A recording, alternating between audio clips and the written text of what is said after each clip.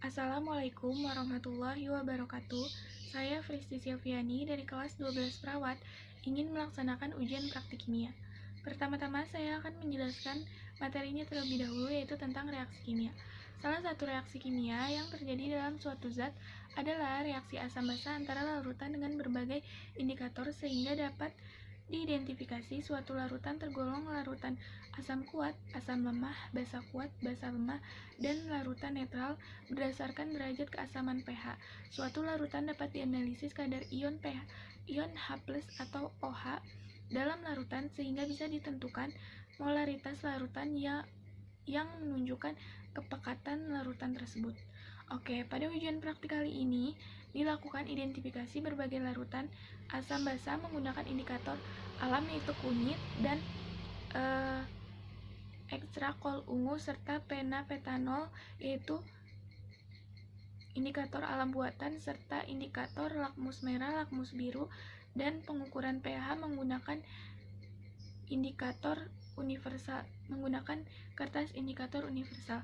Oke, untuk bahan-bahannya yaitu yang pertama ada sampel 5 larutan dalam gelas yang telah diberi nama. Yang kedua itu ada plas tetes 2 buah, penopetanol, lakmus merah, lakmus biru, ekstrak kunyit, ekstrak kol ungu, lalu plat tetes 5 buah, indikator universal, lap tisu, batang pengaduk, 2 pak tabung reaksi. Oke, setelah saya menjelaskan materinya, saya akan menganalisis yang telah didemonstrasikan oleh Bu Ira, yaitu praktikum tentang kadar asam basa laru, perubahan kertas lakmus merah, lakmus biru, dan pH. Oke, yang pertama itu perubahan warna lakmus merah. Oke, yang pertama itu ada lakmus merah yang dicelupkan ke larutan pertama atau ke gelas pertama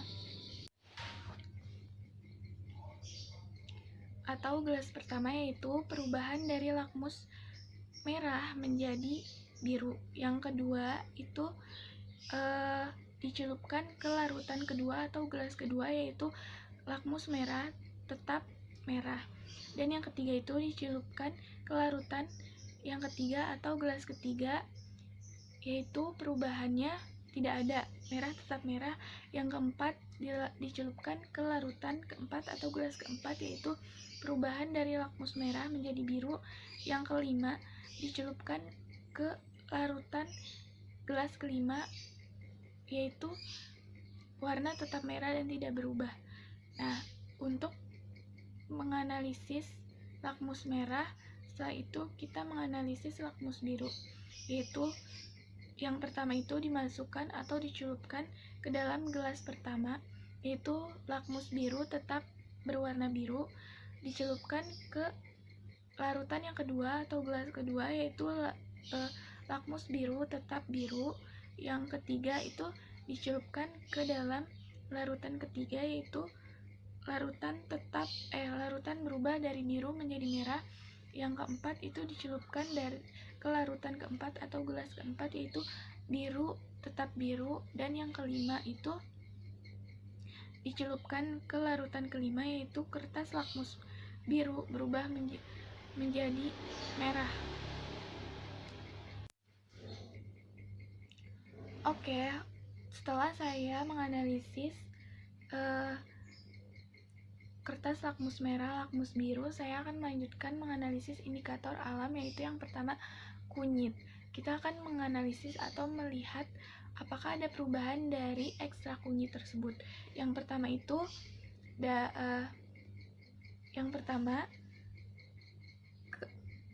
setelah semua indikator kunyit atau larutan kunyit disimpan ke tabung reaksi, kita campurkan larutan-larutan 5 bahan tersebut.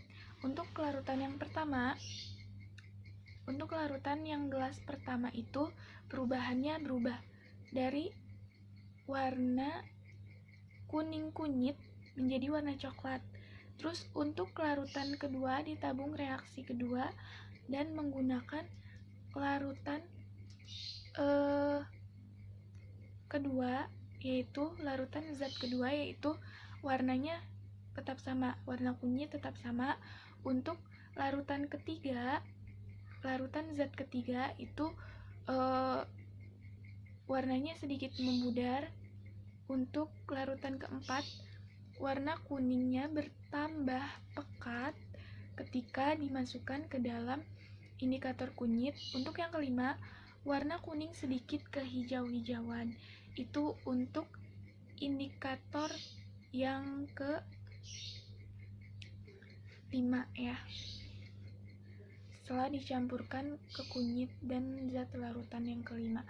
Oke, setelah kunyit berarti kita akan menganalisis kol ungu. Oke, untuk kol ungu sama, kita simpan terlebih dahulu di dalam tabung reaksi. Setelah itu kita campurkan dengan 5 larutan tersebut. Oke, untuk larutan pertama hasilnya adalah warna ungu berubah menjadi hijau. Yang kedua itu ungunya agak memudar.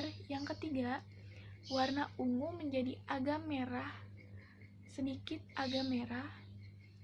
Yang ketujuh itu warnanya tetap ungu. Yang keempat itu warnanya tetap ungu. Untuk yang kelima, warnanya menjadi merah pekat. Oke, setelah kita menganalisis kol ungu, kita lanjutkan dengan menganalisis fenolfetalin. Fenolfetalin atau indikator alam buatan. Oke. Kita pertama-tama untuk fenolfetalin itu kita tidak menyimpan larutan fenolfetalin terlebih dahulu. Kita menyimpan larutan 5 zat itu terlebih dahulu di tabung reaksi. Setelah itu, setelah disimpan, kita teteskan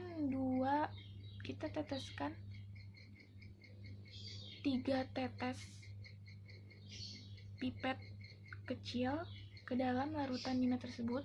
Oke, untuk yang pertama itu warnanya berubah, merahnya lumayan pekat. Lalu untuk tabung reaksi yang kedua tidak ada warna, tabung reaksi ketiga tidak ada warna, tabung reaksi 4 berwarna merah tapi tidak terlalu merah dari yang pertama, jadi berwarna merah agak pucat. Yang kelima itu tidak ada warna. Oke, setelah melakukan analisis dari indikator kunyit dan indikator ungu serta fenolfetanol, saya akan mengukur pH universal. Oke, pH universal ini diukur dengan menggunakan kertas indikator universal. Nah, cara mengukurnya bagaimana? Cara mengukurnya itu, pertama, kita siapkan 5 larutannya itu terlebih dahulu, lalu kertas, jangan lupa kertas pengukurnya ya, karena kita akan mengukurkan. Kertas pengukur universal, kertas pengukur indikator universal, lalu kertas pengukur indikator universalnya itu dimasukkan ke dalam larutan. Nah, di situ nanti kertas indikatornya itu akan berubah warna, dan di situ juga ada label pengukuran atau nilai pH-nya. Nah, jadi kita nanti gak usah bingung, ini kok warnanya jadi kayak gini, pH-nya berapa, karena kita juga bakalan bisa lihat, bisa ngukur pH-nya yang mana nih, warnanya yang sama gitu. Oke. Untuk pH universal, untuk pengukuran pH-nya yang pertama, untuk kelarutan yang pertama ya. Untuk kelarutan yang pertama itu pH-nya adalah 12, yang berarti basa. Oke. Sini saya beritahu. Jika pH-nya 0 sampai 7, 0 sampai 6 berarti itu asam. Kalau 0 berarti itu asam kuat. Tuh ya. Lalu jika nilai pH-nya 7 berarti itu netral. Nah, untuk nilai pH dari 8 sampai 14 itu berarti basa. Nah, semakin besar nilai dari pH tersebut, dari pH itu berarti basanya semakin kuat. Tidak seperti asam. Kalau asam semakin kecil berarti asamnya nilainya semakin kuat, seperti itu. Berarti di sini pH-nya 12, yaitu basa.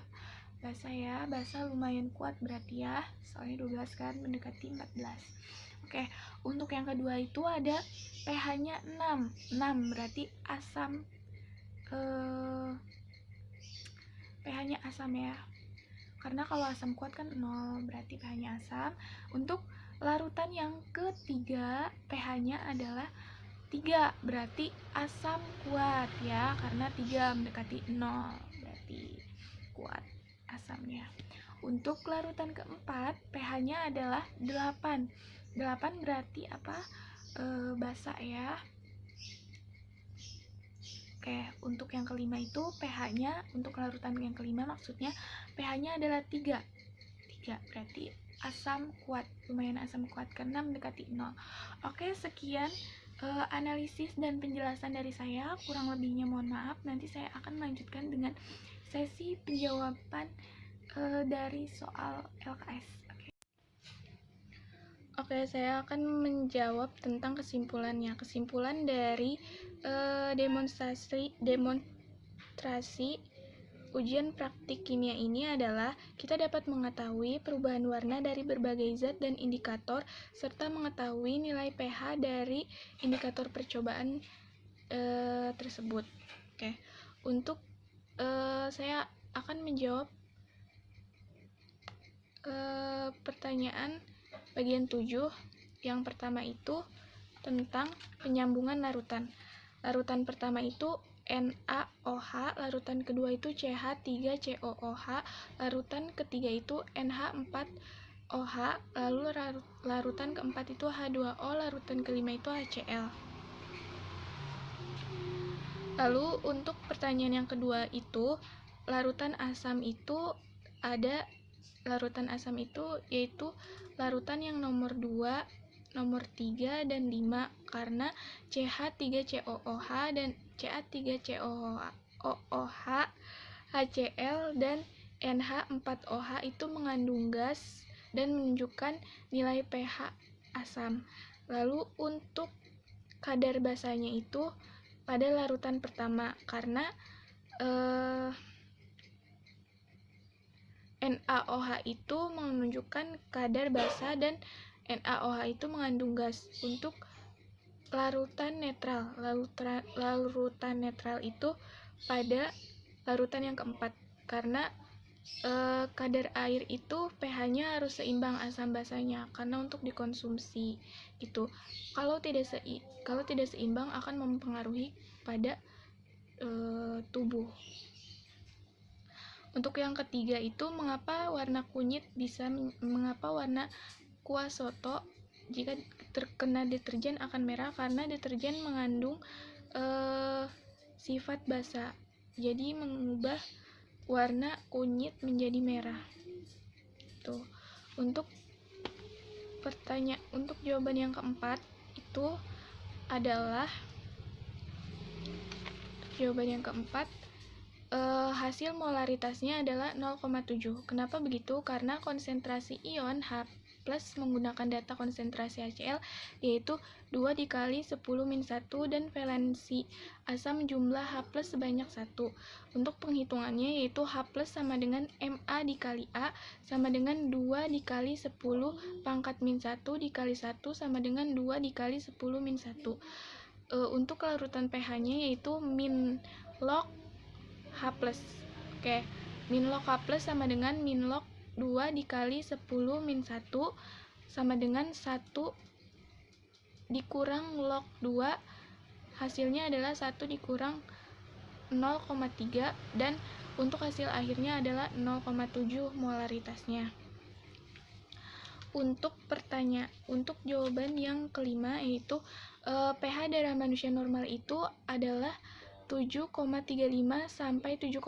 Lalu jika mengonsumsi obat berlebihan, maka kadar asam dalam tubuh akan meningkat. Dan jika berlebihan obat juga, maka darah akan bersaing dengan protein atau plasma darah sehingga proses berjalannya darah dalam tubuh itu terganggu. Oke, untuk manfaat pH dalam kehidupan sehari-hari, yaitu untuk mengetahui, itu bermanfaat untuk kita dapat mengetahui kadar air yang baik untuk dikonsumsi tubuh dan untuk mengukur kadar tanah agar baik untuk ditanami. Sekian dari saya, kurang lebihnya mohon maaf. Wassalamualaikum warahmatullahi wabarakatuh.